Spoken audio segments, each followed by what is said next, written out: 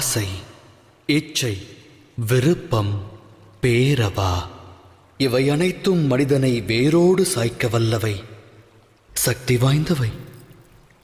மனித வாழ்வில் அடங்கியது யாதென எவரேனும் வினவினால் அதற்கான தம் விடை யாது? சற்றே சிந்தியுங்கள்.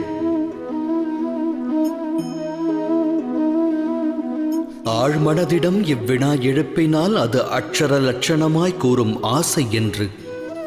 ஆசை யாரை விடும்? அது அனைவரின் மனதிலும் வேரை விடும், தம்மிலும் ஊற்றெடுக்கும். 8 திக்கையும் வென்றவர் உண்டு, விண்ணையும் மண்ணையும் ஆண்டவர் உண்டு.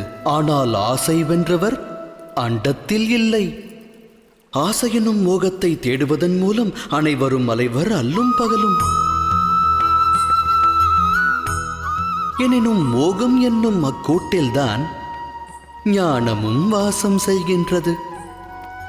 அது எவ்வாறு? துளிர்விடும் மானிட ஆசைகளுக்கு பக்குவம் அளிக்க ஞானம் என்னும் ஒளிக்கீற்றானது மானிடனது இதயத்திற்குள் பிரவேசிக்கின்றது.